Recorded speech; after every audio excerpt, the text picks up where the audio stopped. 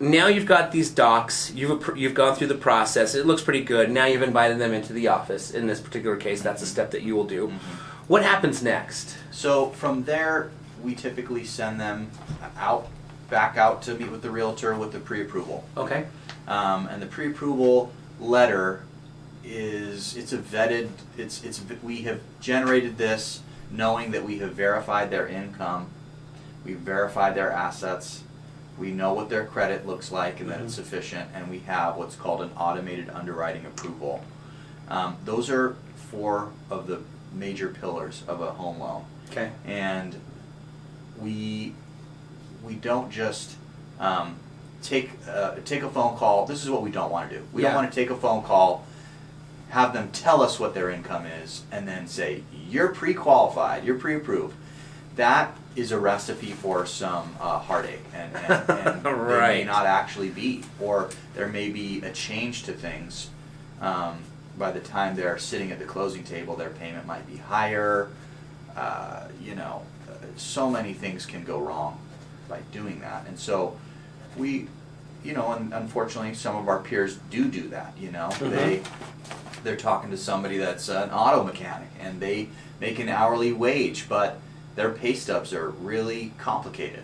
They get some of this strange pay that really needs to be scrutinized and calculated correctly, so that there's the foundation of income is set, and when they're out there and they're looking at a home, they can really bank on that pre-approval and the loan program and the loan officer. So we do some due diligence and heavy lifting it, as we say, Got at it. the front end, so that everything goes smooth after that. Got it. Okay.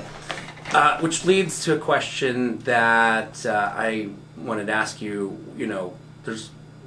What's the difference between what's happened when someone is given a strong pre-approval letter versus one that hasn't done a lot to, there's a pre-approval that sometimes can be absolutely useless. Totally. So what's happened in that process that makes one a strong pre-approval letter, which is why real estate agents like to work with loan officers like you, because I know that if you pre-approve someone, it's strong, and I don't have to worry about this falling apart at the last minute. Right. What are the pre-approval letters that are not strong? What didn't happen there? What's the difference between the two? You talked about the 4 pillars. So yeah, sorry. I sort of alluded to it, but this happens all the time. How much do you make? How are you compensated? The client will say, "Oh, I make $22 an hour, and I work full time." Okay, great. Then they send us their pay stubs. Yeah. And they don't work full time. Oh, right. Their pay stubs are not showing full time work. It's maybe not quite full time, but pretty close. But it's still not full time, and that can change everything, right? Sure. But had I just said off of the conversation, "Oh, $22 an hour. Oh, full time." Yeah. You can calculate that income. Right. But it's not documented. It's stated, right? Right. And now, if I wrote a pre-qualification letter, a pre-approval letter, that client goes on their merry way. Yep. With the realtor. Yep. They get their hopes up. They go looking at homes, and then it won't work. Right. And so, real estate agents are paid real estate commissions. They don't get paid until the loan is closed. Sure.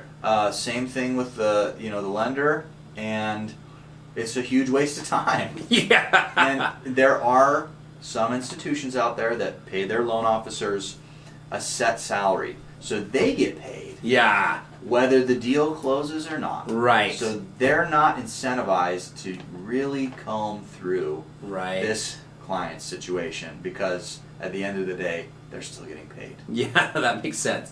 So probably a good lesson from that is, if you're a buyer out there and you're shopping and you spoke to a loan officer and everything was stated and you haven't sent anything in yet, you might be in for a surprise down the line. Yeah.